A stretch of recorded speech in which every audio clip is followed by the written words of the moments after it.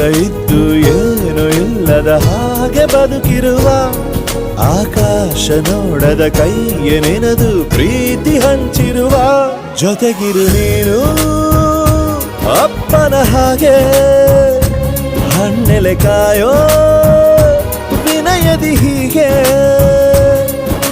ನಿನ್ನನು ಪಡೆದ ನಾವು ಪುನೀತ ಬಾಳು ನಗು ನಗುತ್ತಾ ಬೊಂಬೆ ಹೇಳುತ್ತೈತೆ ಮತ್ತೆ ಹೇಳುತ್ತೈತೆ ನೀನೇ ರಾಜಕುಮಾರ.